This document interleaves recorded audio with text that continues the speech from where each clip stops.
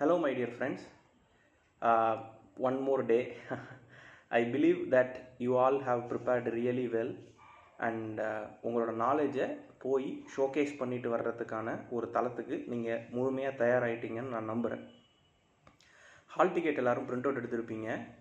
அதில் ஒரு முக்கியமான இன்ஸ்ட்ரக்ஷன் என்ன சொல்லியிருக்காங்கன்னா, நீங்கள் 4 விஷயத்தை கேரி பண்ணிட்டு போகலாம். ஃபஸ்ட்டு ஒரு டிரான்ஸ்பரண்ட் வாட்டர் பாட்டில், அதில் எந்த ஸ்டிக்கர் இருக்கக்கூடாது, டிரான்ஸ்பரண்ட்டான வாட்டர் பாட்டில் ஒன்று. செகண்டு உங்களோட hall ticket print out, preferably colour, பண்ண முடியல அப்படின்னா கிளியரான பிளாக் அண்ட் ஒயிட் இனஃப் போதும்.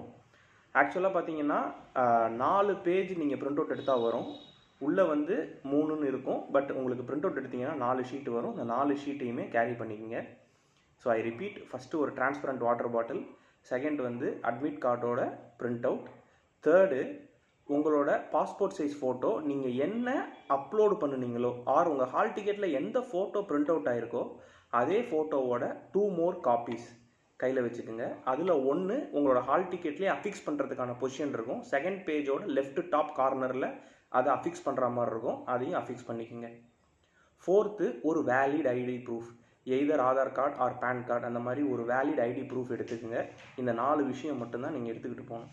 கூடவே இவ்வளோ நாள் நீங்கள் படித்த உங்கள் நாலேஜையும் சேர்த்து எடுத்துகிட்டு போகிறீங்க. ஜஸ்ட் அதை அங்கே அப்ளை பண்ணிவிட்டு திருப்பி வெளில வர போகிறீங்க, அவ்வளோதான். ரொம்பவே சிம்பிளான விஷயம். உங்களோட சென்டர் எங்கே இருக்குங்கிறத ஒரு தடவை செக் பண்ணிக்கோங்க.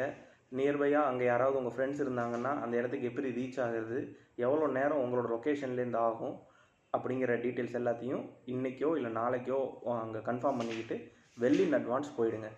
காலையில் செஷன் அப்படிங்கிறது 9:30 12:30, ரிப்போர்ட்டிங் டைம் 7:30க்கு ஆரம்பிக்குது. கேட் க்ளோஷர் டைம் 9 AM, 9 மணிக்கே கேட்டு க்ளோஸ் பண்ணிடுவாங்க.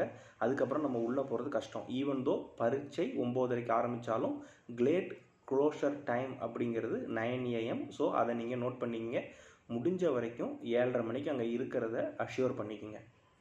ஓகே.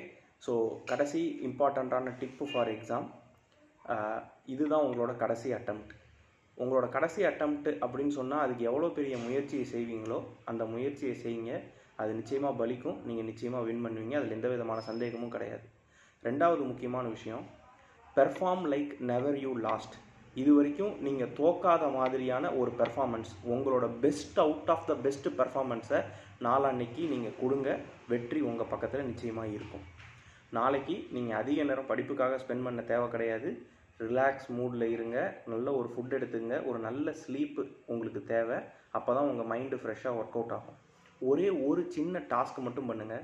அட்லீஸ்ட் ஒரு OMR ஷீட் எடுத்து ஜஸ்ட் நீங்கள் எந்த கொஷினை கூட பார்க்க வேண்டாம், அதை ஷேடு பண்ணி ஒரு தடவை ப்ராக்டிஸ் பண்ணிங்க. ஸோ தட் உங்களுக்கு அந்த இடத்துக்கிட்ட அது ஒரு பெரிய டாஸ்க்காக இருக்காது. இவ்வளோ தான். ஓகே.